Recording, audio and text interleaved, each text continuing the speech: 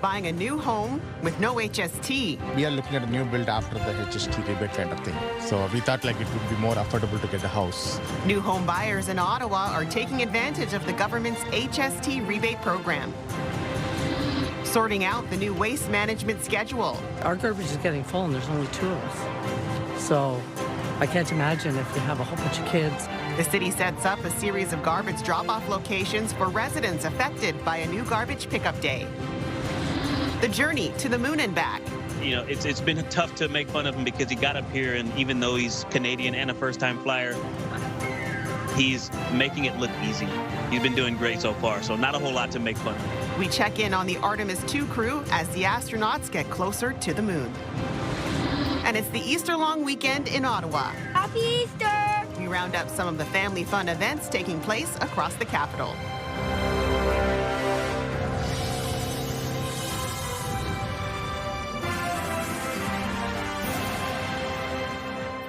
Good evening. Austin is away tonight. We begin with the Ontario and federal governments enhancing HST rebates for new home buyers. The rebate went into effect on April 1st, slashing the 13% harmonized sales tax on new builds. CTV's Natalie Van Roy spoke with those in the market for new builds here in the Ottawa area. Natalie. Kimberly, the sales centers were busy today in areas all over Ottawa with hopeful buyers looking to cash in on this rebate. And some say it's their ticket to getting a new home. Rakesh Arankalam is looking for a new home for his family in Ottawa. He says not having to pay any HST, a game changer.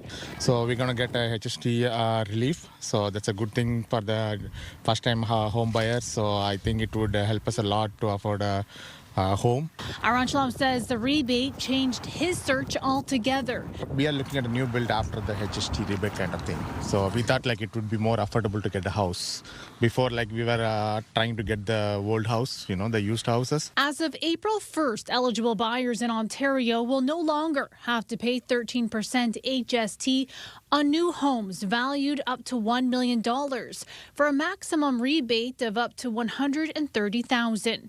And new builds between $1 million and $1.5 million are also eligible for a rebate of up to $130,000. I think this rebate is probably one of the largest incentives that we've seen in the housing market in years. I think it creates a lot of opportunities for people that have been on the sidelines. The tax relief measure will expire next year on March 31st. That could be extended depending on what happens, but I think it's good news for builders. I think it's good news for first-time home buyers, and I think it's good news for anyone that may want to upgrade maybe from a smaller house to a bigger house, or maybe even downgrade. It's not clear how the rebate will affect the market, including for older homes up for sale that are not eligible. But mortgage broker Frank Napolitano says the change will help people qualify for a mortgage. I've had a couple of them already where the starting price was $600,000, but all of a sudden it's in the low fives now with that rebate, so therefore qualifying is much easier. As the search continues for Arankalam, he says he's feeling hopeful for what's in store for the spring market. I would say like the 30% would make a huge difference for the new people like who are trying to get a home. And now for new builds, there's also development charges to keep in mind as well. In Ottawa, the one-time development fee on a single detached and semi-detached property ranges from about $45,000 to $55,000, depending on where it is located in the city. The provincial government has said it is committed to reducing those fees as well by up to half for 3 years. Kimberly. A lot of money could be saved for those new home builds. CTV's Natalie Van Roy reporting live for us tonight. Thank you, Natalie. And you can scan the QR code on the bottom of your screen to link to us online or visit ctvnewsottawa.ca. We have more details on the HST rebate program for new home buyers that kicked in on April the 1st.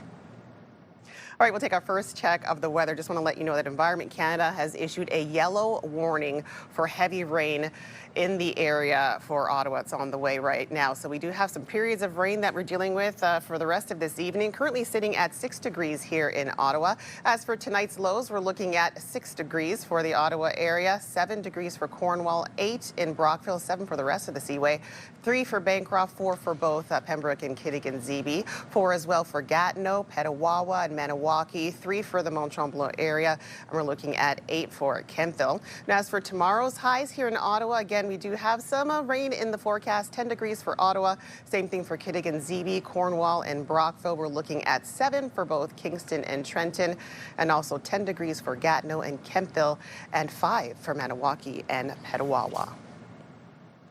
Ontario Provincial Police are investigating a fatal motorcycle crash claiming the life of a 43-year-old in Tay Valley Township from yesterday evening. Officers responded to the single vehicle crash on Upper Scotch Line between Scotch Line and Allens Mill Road. That's about 10 kilometers southwest of Perth. Police say a 43-year-old man from Carlton Place was the lone rider of the motorcycle and was transported to hospital where he later died. Anyone with information or footage of the incident is asked to contact OPP or Crime Stoppers. Well, some Ottawa residents are being left with trash bags piling up as the city rolls out a new waste day collection schedule. It's to help bridge the gap. A one-time drop-off is being offered at several locations right across the city this weekend. CTV's Josh Moreno joins us with more and some relief for residents offloading some of that extra trash today. Josh. Yeah, Kim, that schedule shift means some households are waiting more than 2 weeks between pickups. Now the city is offering a temporary fix for residents dealing with the backlog, and those I spoke with today say it was much needed. For Pat Chasson, the temporary gap between garbage pickups is already being felt as waste continues to build up at home. Having to wait 3 to 4 weeks to be able to put them curbside is a little challenging. She says the city's one-day drop-off Saturday is a welcome option, offering some relief during what, for some, is a long transition. We're very regular with our garbage and things like that. And so, but when you have especially holidays, like a long weekend, where you tend to have a lot of festivities and people over, garbage tends to accumulate a little bit more. We haven't had garbage pickup for 3 weeks, and then we're not getting garbage pickup until next Friday. Up to 80,000 households across the city may see longer than usual breaks between their garbage pickups, with some neighborhoods expected to face up to 26 days without collection. We arranged to have a truck here in Sandy Hill. There's also one at the St. Laurent complex for people who live closer on that end of the ward. And we're just really happy. They said there's been about 40 people that have stopped by. Our garbage is getting full, and there's only 2 of us. So I can't imagine if you have a whole bunch of kids. Sandy Hill Community Center was one of 7 locations offering the one-time pickup for households that have been impacted the most. I had stories from students that say, look, my garbage piles up.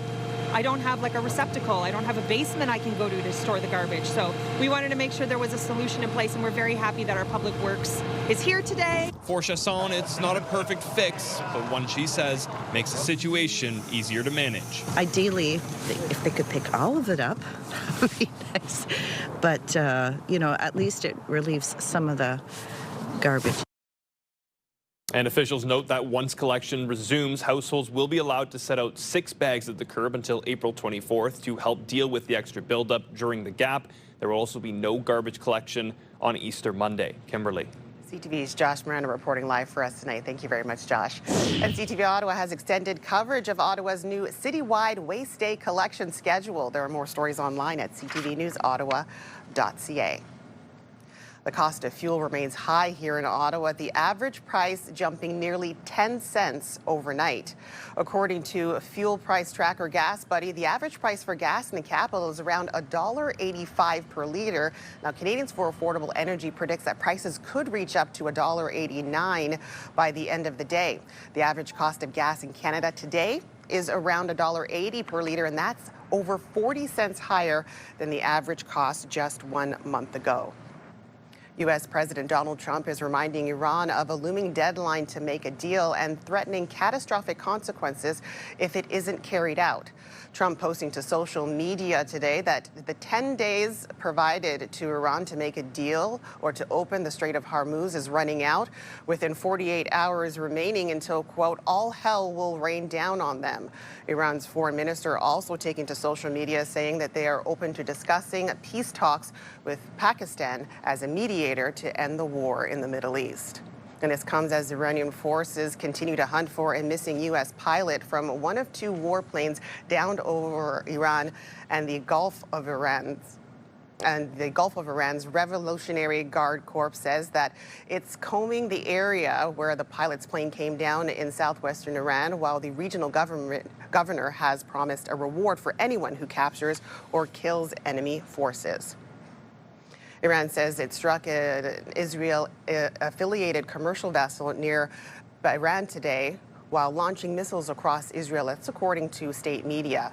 The Revolutionary Guard's Navy reportedly set the Israeli ship on fire with a drone in the Strait of Hormuz. There is no immediate comment from Israeli authorities on the incident.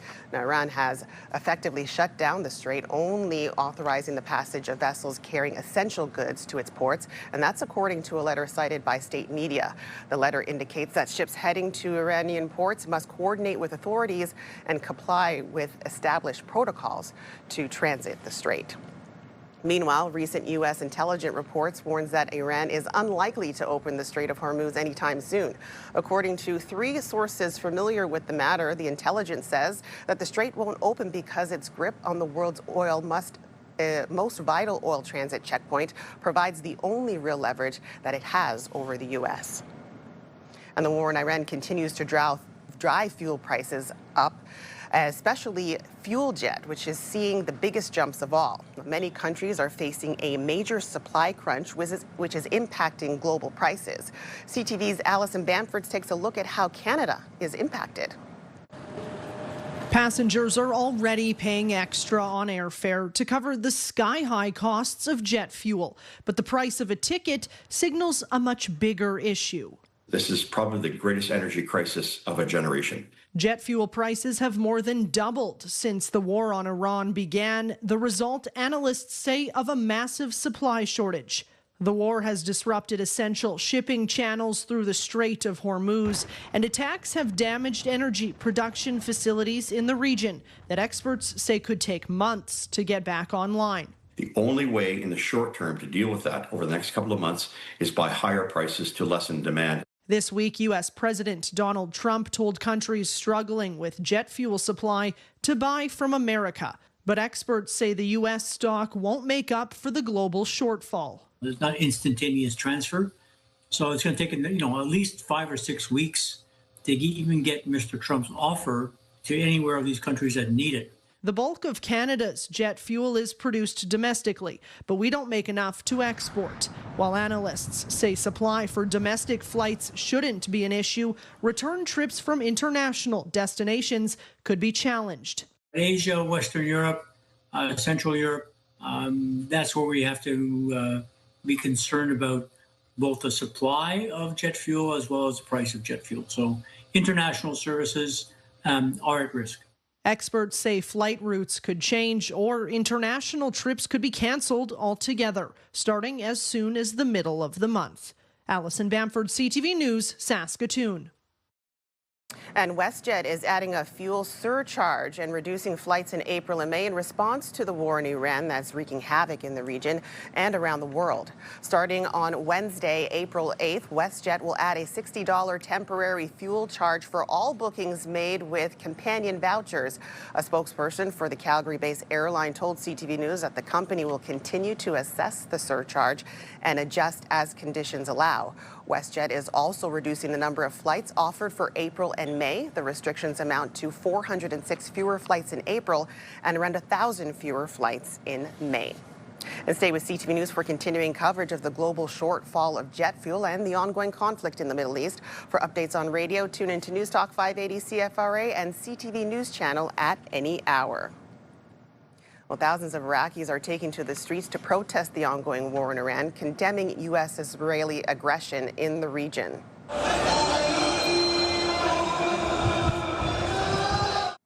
The protests come as the war in Iran spills over into the region, with U.S.-Israeli strikes targeting Iranian-backed groups in the country.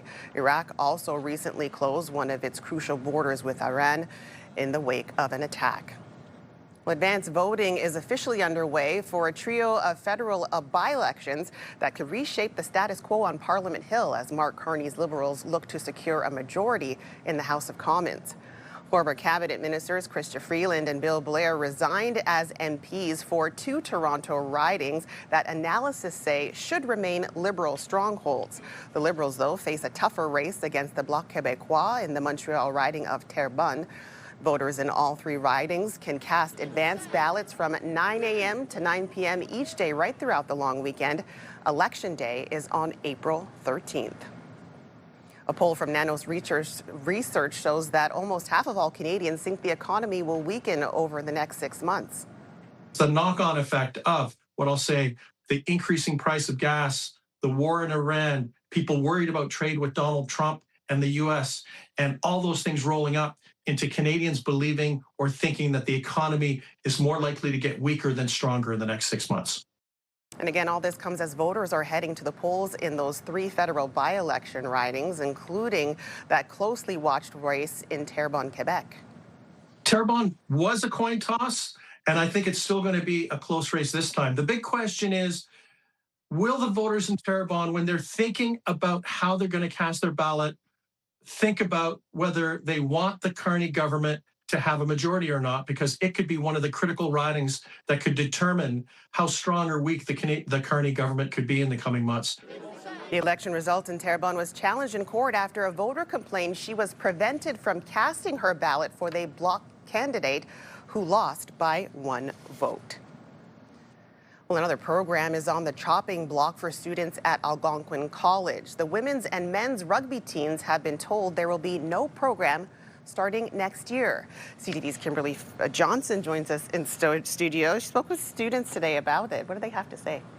Well, Kimberly, the Algonquin students say they were informed of the decision earlier this week, and while the teams say the move is still new, they're hoping that officials are open to discussions and going for one more try for its return.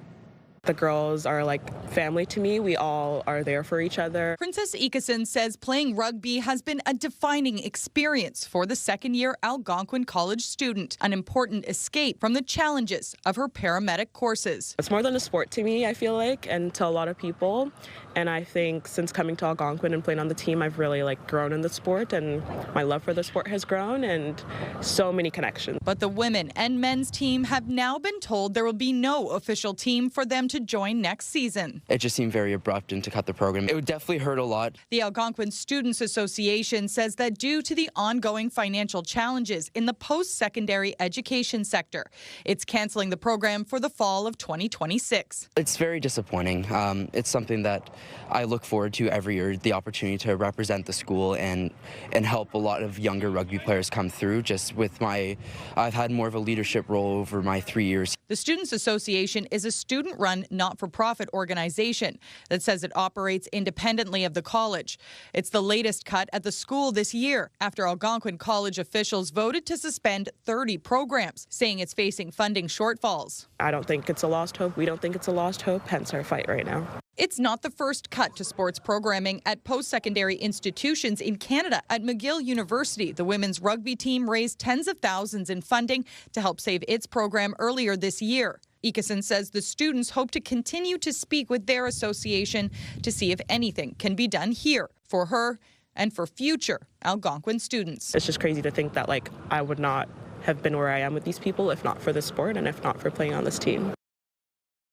In its statement, the Algonquin Student Association says it remains dedicated to varsity athletics and supporting Wolves teams, players, coaches, and fans. Kimberly. A big rugby fan. I played it through high school and university. Sad to see it go.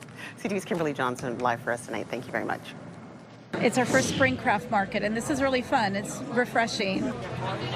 When we come back, we check out some of the Easter markets happening across the capital this long weekend. Here's a live look through our Centennial Glass Sky Cam. We're sitting at 6 degrees and some rain to deal with there right now in Ottawa. First responders are a family that is 4 times as likely to suffer from mental health disorders. The Ottawa First Responders Foundation provides wellness supports for currently serving and retired Ottawa fire, police, and paramedic personnel and their families. In this family, no one stands alone. Help support those who are there for you. For information and to make a donation, visit ottawafrf.ca.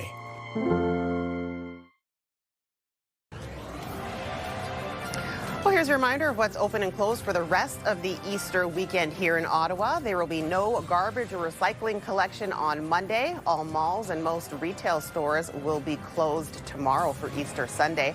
The same goes for most grocery stores. All LCBO and beer store locations will be closed for Easter Sunday. Most museums, though, will be open, and we have a full list of closures on our website. You can head to ctvnewsottawa.ca for details. Well, it is Easter weekend, and there is much to do here in the capital. Now, today might have been chilly and a little rainy, but many families taking advantage of the numerous Easter markets open to collect some Easter treats and support local vendors. CTV's Camille Wilson checked some of them out for us today. Camille, how did it go? That's right, Kimberly. It's the weekend of treats, chocolate, fun, and family. And I can say many families were out today spending time together, snagging Easter gifts, and creating lasting memories. I spent the day hopping around the city, checking out some of the activities. Happy Easter! Ezra Bulsing dressed to celebrate Easter and collect all the treats he can. His bucket is getting fuller. Before preparing for a big family dinner later in the evening, the Bulsing family is making a stop at the Carp Farmers Market. We're family visiting from out of town, and we thought it'd be a great idea to come to the Carp Easter Market. Its first market of the year featuring locally made Easter products. We've got some 80 vendors which come on a year-round basis, but this is really the kickoff of our 2026 market season here in Carp. For some families, it's the first stop for the holiday long weekend. We're starting our weekend here, and then we're going to hang out with some family and decorate some cookies and eat cookies and do an Easter egg hunt. A bunny and an Easter egg. And the fun doesn't stop there. This is Laura Rode and her daughter Bianca's first time attending the Easter market at the Nepean Sportsplex. We got some cute headbands, all handmade, and they were 3 for $10, and little clips, so really good prices here. The mother-daughter duo picking up a few things before heading home for some Easter baking. We usually go actually to the Christmas craft markets, but this one's really great. It's our first spring craft market, and this is really fun. Today is our huge Easter market. We have 95 vendors. We have absolutely everything here. We've got food, we've got jewelry, we've got household products, gifts, all kinds of baking, pies, cakes, chocolates, candles. We've got a little bit of everything. Not only is the market all about supporting local vendors, one booth is fundraising for a good cause. We are selling tickets here today. We have a beautiful Mother's Day Dream Basket. Right now, currently, there's over $5,000 in the Mother's Day Dream Basket. All proceeds from that event will support the CHIO Foundation. The weekend is not over yet. There's still more to do. Easter baking was a popular activity many families are getting prepared to do tomorrow, with cookie making and cake decorating, egg hunts, you name it. But however, if you are looking to head out, find a full list of Easter activities on our website, ctvnewsottawa.ca. And Camille, we all thank you for the popcorn you brought in today. We loved it. Absolutely, and you can never say no to chocolate at this time of You cannot. CTV's Camille Wilson reporting live for us tonight. Thank you. All right, we'll take an extended look at the weather. And again, we are dealing for a wet weekend ahead. Environment Canada, they have issued a yellow warning for heavy rainfall here in the Ottawa area. Take a look at this time lapse here. You can see of it rolling into the city. We can expect up to 20 to 40 millimeters from this afternoon and the evening, continuing right through to tomorrow morning. And a reminder that water will likely pool on roads and low-lying areas, and visibility can be suddenly reduced at times with some heavy rainfall coming through. We'll take a look through the satellite radar, and again, you can see that system making its way through the Ottawa area, and some lingering showers can stick with us into Sunday. We'll take a look at what's happening across the country. -5 for St. John's. They've got a bit more sunlight for Goose Bay, but again, -5 for them as well. -2 for Charlottetown, 0 for Halifax, +2 for the Fredericton area. 1 for Quebec City, 2 here in Ottawa at the moment, +7 for Toronto, 0 for the Sudbury area, -2 over toward Thunder Bay. We've got 7 degrees with some overcast skies in Winnipeg. More sunshine with the Saskatoon area. They're sitting at +9. Same thing for Regina with a bit more cloud cover. 8 in Edmonton and 7 in Calgary. Again, a mix of sun and cloud there. Also a mix of sun and cloud toward Vancouver. They're sitting at 13 degrees. Well, look at a regional forecast here toward the Ottawa area. We've got, again, 6 degrees with a chance of those showers, periods of rain to deal with in the overnight hours. Again, we have that yellow rainfall warning from Environment Canada and a chance of showers continuing into tomorrow afternoon, plus 10. Looking to be the high for your Sunday. More rain toward the Ottawa Valley. They're looking at 4 for the overnight low. And check this out, chance of flurries for tomorrow afternoon. They're sitting, though, towards plus 5. And in the Seaway, they're looking at 7 degrees for the overnight low, and a chance of showers for tomorrow. They'll be at 10 degrees as well. Here's a quick peek at what's happening for the next 7 days ahead. Again, for your Easter Sunday, 60% chance of showers. And for your Easter Monday, cloudy, plus 4. And then we could see some more flurries on Tuesday. We're looking at -1 for the high that day.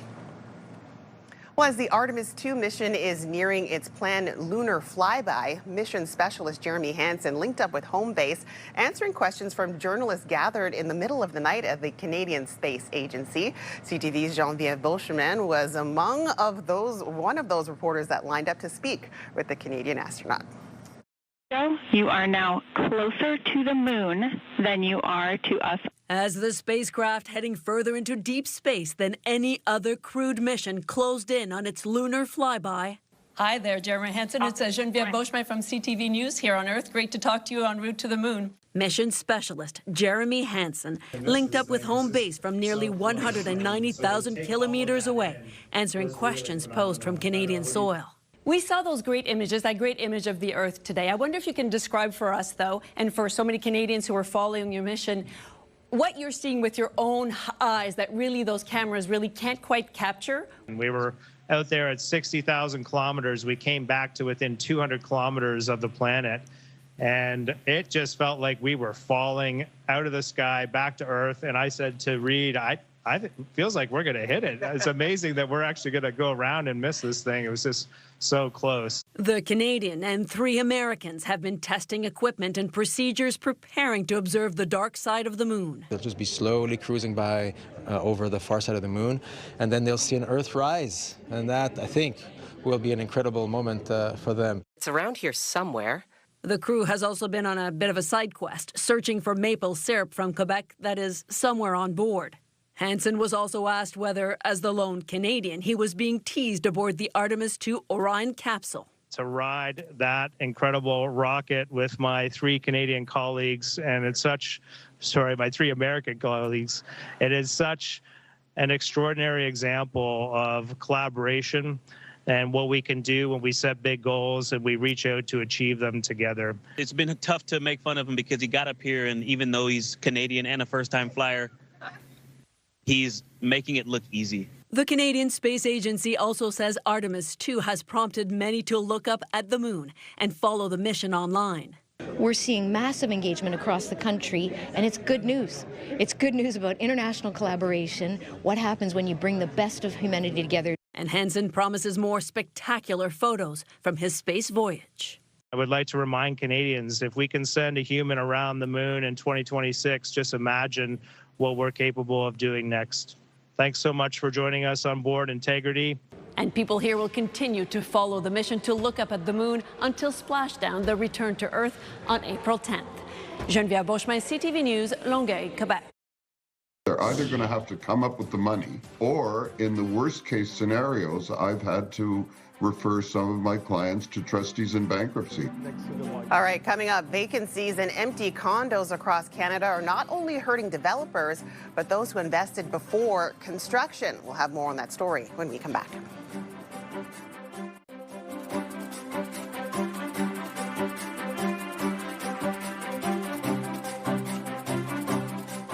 Well, the Ottawa Senators, they're playing a rare matinee game today, hosting the Minnesota Wild at the Canadian Tire Centre. Reasonable. Thompson with a shot, rebound, loose in front, they score! Jake Batherson taps it in on the rebound, the lone bright spot late in the third for the Sens this afternoon. Now it's his 31st goal of the year, makes it 4-1 for the Wild. And that'll also be your final score. Prime Minister Mark Carney also in attendance for the game, taking in the action with Sens owner Michael Anlauter. Frustration for the Ottawa at the end of the game as time runs out. The team will then regroup. They'll suit up again tomorrow at the CTC, and they'll be playing the Carolina Hurricanes. Puck drop is set for 5 p.m. And the Ottawa Senators and Bell Media have announced a new long-term rights extension for regional broadcasts of Sens games on TSN and RDS. The deal will see Ottawa's TSN 1200 stay on as the exclusive English radio partner of the Ottawa Senators. It's great for the club, I think, in terms of having a strong partner like Bell. They've been with us since 1992 as a partner. They've been with us the last 12 years as a regional broadcaster. So it's great to see that we're able to continue that long-term commitment with Bell. Radio's been a big part of our relationship. TSN 1200. It's the voice of sports in town, and we think that's important, and we're really, again, happy that we're able to keep that tradition going in the new agreement. Ensuring that regional... The 12-year deal will deliver live coverage of games as well as insight and analysis of the team. Now, Sens game will continue on the team's broadcast regions, including Eastern Ontario, Quebec, and Atlantic Canada on TSN 5, and will be available to stream live throughout the network's digital platforms. All right, now to some other stories you need to know right now. The matchups are set and the teams duking it out to be crowned national champions at the 2026 Canadian Ringette Championships. The 46th Canadian Ringette Championships wrapping up in the capital. Now, this year's event also had an exciting collaboration with the Ottawa Charge. Ticket holders to their game against the Victoire yesterday, they got free admission to today's games. Organizers say the tournament is expected to bring over 10,000 fans to the National Capital Region this year, with over 50 teams and more than 900 athletes competing over the long weekend. The third edition of Anime Ottawa is on this weekend at the EY Centre. Fans can mingle with anime stars, discover figurines and collectibles, and revel in the cosplay. Featured guests appear in daily panels and autograph sessions. Now, the event wraps up tomorrow. For more information, you can head to animeottawa.com.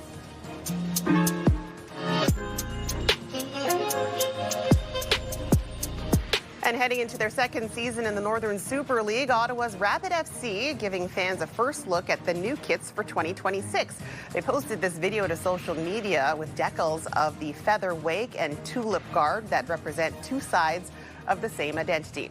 Rapid FC's second season starts on May 2nd. Well, the massive number of vacancies and empty condos across Canada are not only hurting developers, but also those who invested in a home before it was constructed.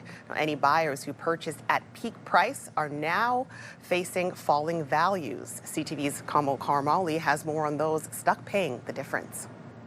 My worst nightmare to see this day coming. This half-built condo in Toronto is a haunting reminder to Ami Maknoon of what could have been a new home for his family. The hope was to keep this as something that I can probably later on give it to my children.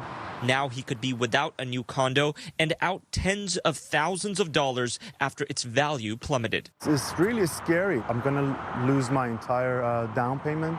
It's happening across the country. Buyers lock in a price for a pre-construction condo, but when its value falls, banks won't finance the original amount, only lending enough to cover the new lower value, leaving buyers to cover the gap out of pocket. It's very unfortunate. We're getting a lot of calls.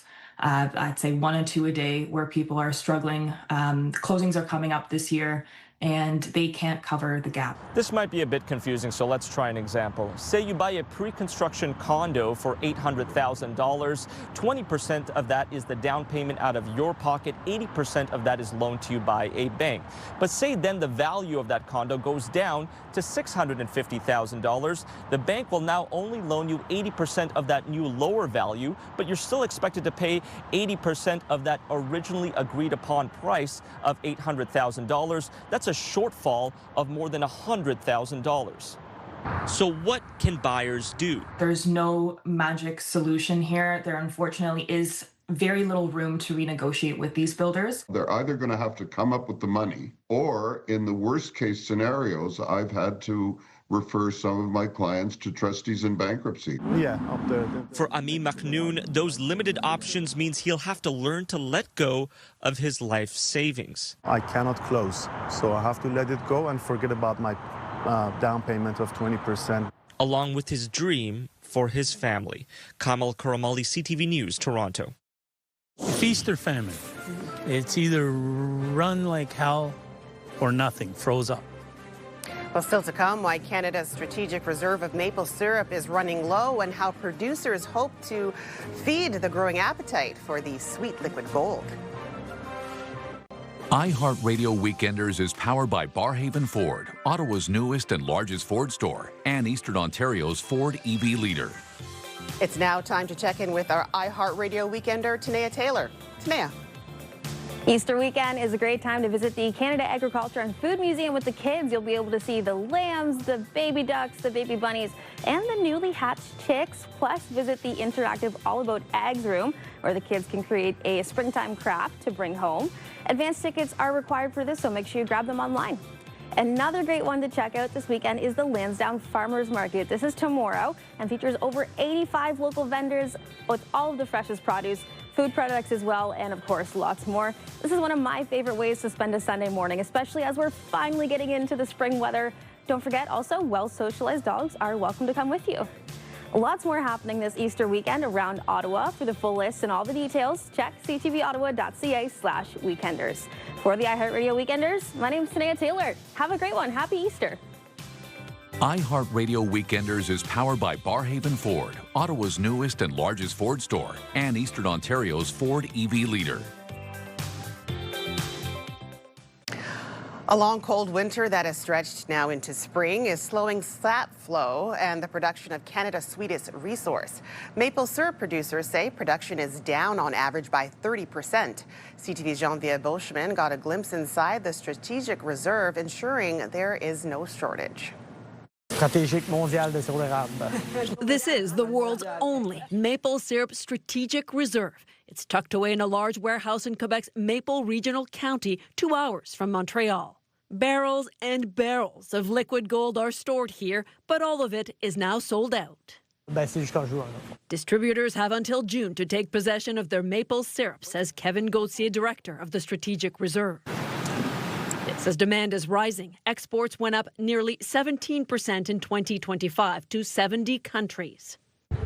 And though it's not over, so far this season, production is down in Quebec's maple forests that produce more than 70% of the global supply. The mountain's still totally snow-covered. David Hall is a sixth-generation maple producer. He says the long, cold winter is cutting down the number of days sap is flowing. Feast or famine. It's either run like hell or nothing, froze up. And the saving grace is the sugar content in the sap is higher. There's no worries over a shortage now, precisely because maple producers set up the reserve a quarter of a century ago to ensure constant flow to national and international markets.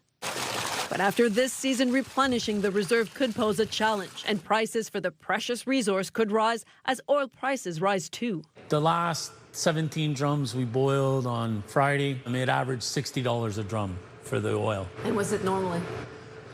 40. He says with climate change, producers need to adapt to variabilities and tap trees on a different schedule. Producers say they'll be able to tell just how much of the sweet stuff they can store away for next year, weeks after this season is over. Geneviève Beauchemin, CTV News, Plessisville, Quebec. In this time of, wars and sadness, it's the right time to reflect.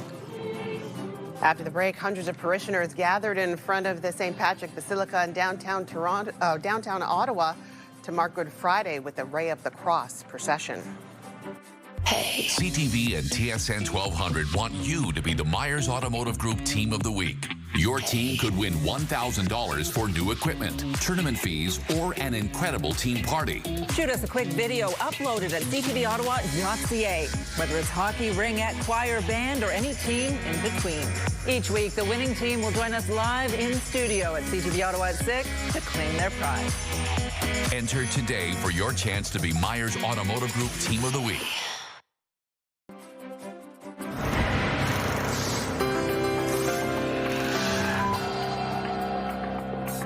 In tonight's big picture, Pope Leo led an Easter service inside Rome's historic Colosseum on the first Good Friday of his papacy.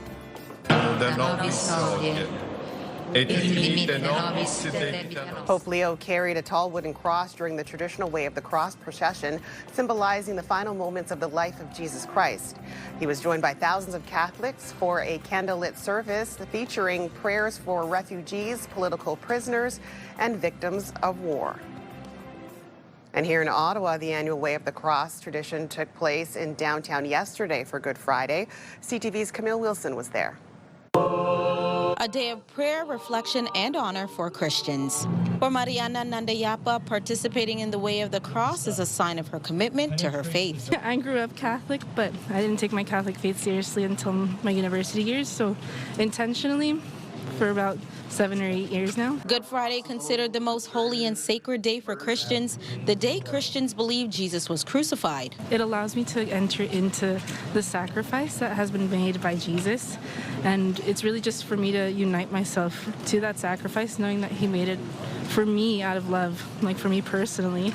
Led by the Archbishop Marcel Danfous of Ottawa, Cornwall, more than 500 people walked the Stations of the Cross held through the streets of Ottawa. This is the day where we really get to enter deeply into the notion of sacrifice, which is a word that can have different meanings to different people, but also where sacrifice can lead to something good, something that's, in this case, to life. Rosalinda Garcia carries on her family tradition in the Philippines. She participates in the Stations of the Cross every year. This is my faith. It's like my devotion to the Passion of Christ. If God is walking right now in the Calvary, so this is my little thing, you know, to go share that. But Lord, thank you for dying for us.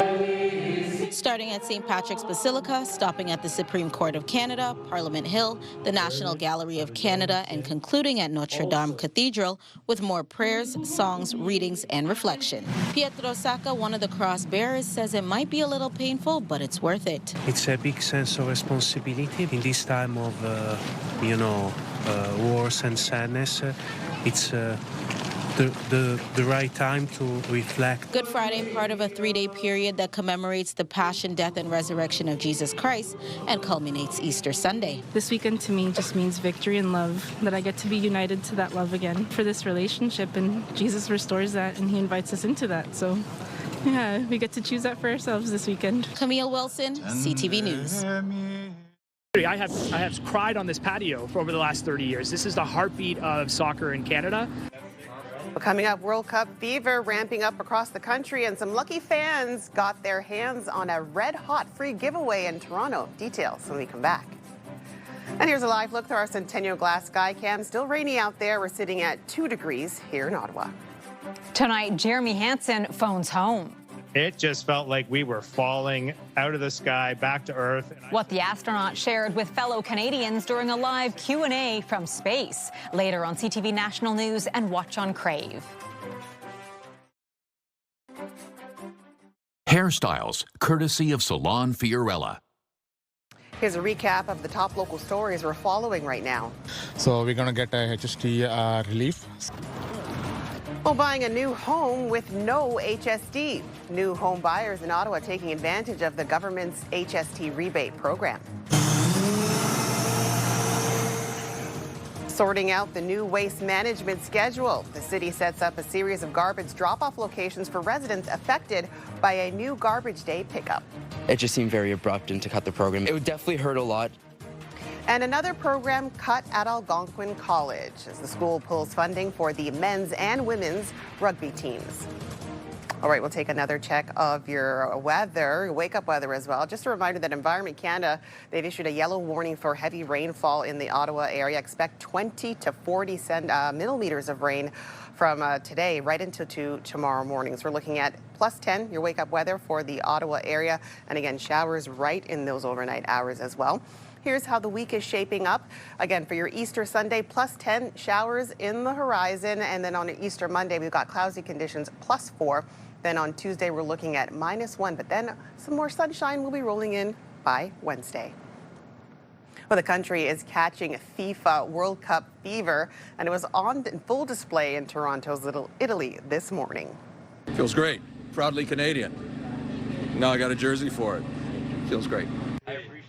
Canada Soccer hosted what was supposed to be a jersey swap with disappointed Italian fans. Now, the idea was to trade in Italian jerseys after the four-time world champions were eliminated from World Cup qualification last week for a free Team Canada kit.